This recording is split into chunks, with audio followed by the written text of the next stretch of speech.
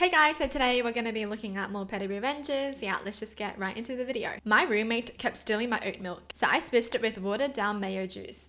Ew! That's nasty. He swore he wasn't touching it, but every week the carton got lighter. I put a sticky note on it, didn't work. I moved it to the back of the fridge, still vanished. So I got surgical, took an empty oat milk container, filled it with a blend of mayo, warm water and a splash of vinegar for tang. Blech. Same color, same texture, pure evil. Put it right up front in the fridge, label facing out, waited. Next morning I heard it, sip, gag, spit, cough. He slammed the fridge and shouted, "What the hell is wrong with this milk?" I just blinked at him and said, "I don't know, it tastes fine to me." He learned his lesson and kept his hands off. Good!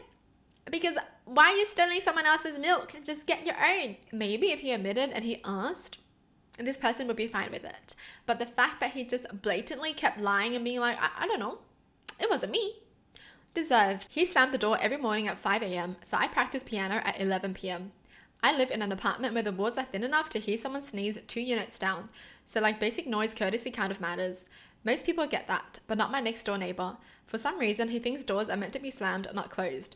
Not gently pulled shut, but full body thrown like he's mad at it. And he does this every morning at 5 a.m, no exaggeration. It's how I wake up most weekdays now. Sometimes he slams it twice because he forgets his phone or whatever, so bonus round for me. One morning I ran into him and asked if he could maybe be a little quieter with the door. I kept it light, wasn't rude about it. He just laughed and said, "It's just a door, relax." Then walked off. Okay then. That night I decided if he likes noise so much, I could contribute too. I dragged out my old electric keyboard, plugged it in and picked the loudest, most obnoxious organ setting I could find. Around 11 p.m. when everything's super quiet, I sat down and started playing chopsticks like a kid at the first piano lesson. Not well, not rhythmically, and definitely not short. I did it the next night too, and the one after that. On the 4th morning, the 5 a.m. door slam never came. It's been over a week now. Peaceful mornings, no slamming, no passive aggressive notes, just silence. So yeah, I guess sometimes you really do have to fight noise with noise. Good that the neighbor learned their lesson though, because some people, they just won't ever learn. They will literally stay petty with petty. They will fight pettiness with petty. I don't get people like that. Like, how are you not considerate of other people? Literally, it's 5 a.m, so be quiet. Do you know what I mean? Like, hello? Just shut the door quietly. That's what you need to do. If I can't have it, then neither can you. I'm at short-term parking at the airport, looking for a space. I see a guy pulling out, so I stop and put on my blinker. He pulls out but blocks me while he's backing up. Here comes a guy in a shiny red Camaro with a trophy girlfriend in the passenger seat, and he swoops into the space. I pull up and say, "I was waiting for that space." He shrugs and says, "Sorry." I say, "Well, if you're sorry, you can leave and give me the space I was clearly waiting for." He rolls up his window and ignores me, so I go off and park elsewhere on the floor. Then I walk back towards his car with the keys in my hand. Now, at that point, I had never keyed a car before, and his car was really nice, and you have to piss me off worse than that for me to cause property damage. Still, I was going to do something, maybe leave a nasty note, I don't know. I get to his car and he's still inside talking to the girlfriend, and then I have my inspiration. I put on a sweet smile on my face because he looks like a macho type who thinks women are inferior, and I knock on the window. He lowers it, looks annoyed. I say, "You know, you have a really gorgeous car." He still looks annoyed but thanks me and is about to pull his window back up when I say, "But wait, there's something I want you to think about while you're in the airport." He looks confused. I say, "I know where your car is parked and you don't know where my car is parked." Then I walked away. Girlfriend yells, "Bitch!" He pulls out of the space and drives away, and my job here is done. Whoa! What a badass. Seriously. She was like, "You really want to do this? Because I know where you live and you don't know where I live." That's so creepy. A snooping neighbor got a taste of their own medicine. This is my mom's story. Every week, a few neighborhood ladies plan a meetup in any one of their houses. 3 weeks ago, it took place at our home, and my mom caught Judy coming out of my old bedroom when she had left her on the pretext of going to the washroom. Judy just said she lost her way, but she had been in our home before and lost her way into my bedroom. What the?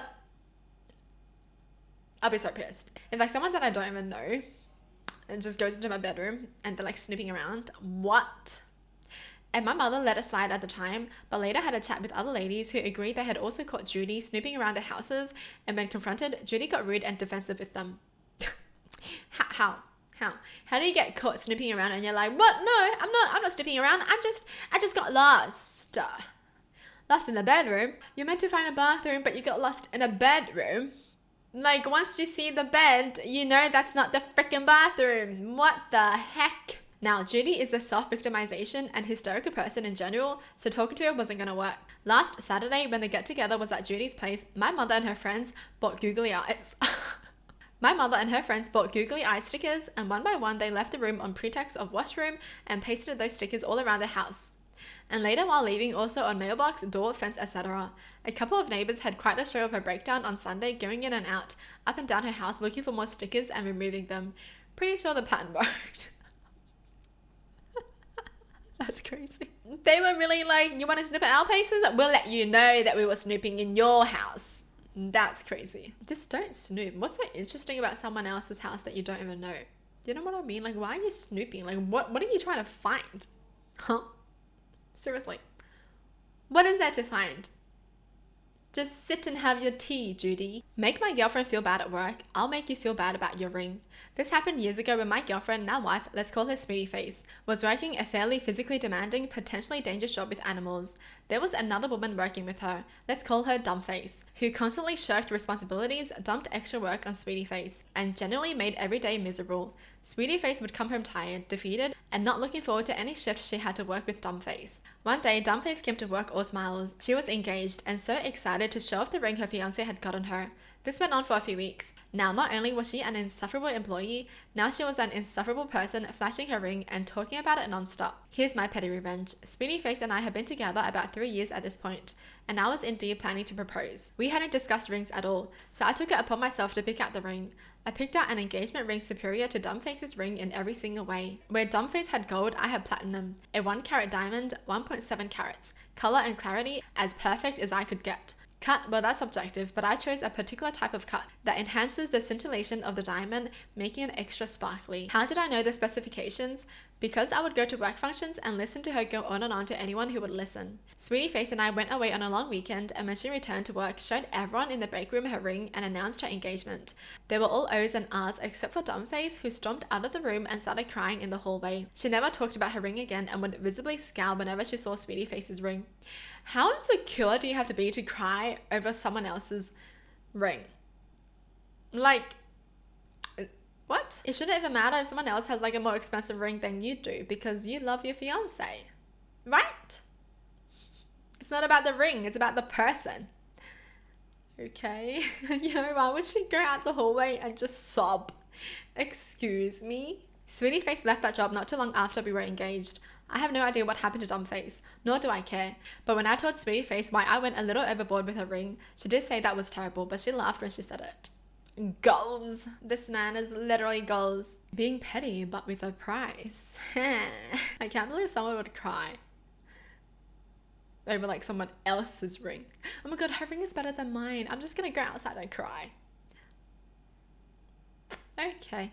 Well, that's it for the video. Hope you guys enjoyed. Tell me in the comments down below what your thoughts are. And as always, thanks for watching. Hope you guys liked it, and I'll see you guys next time. Bye!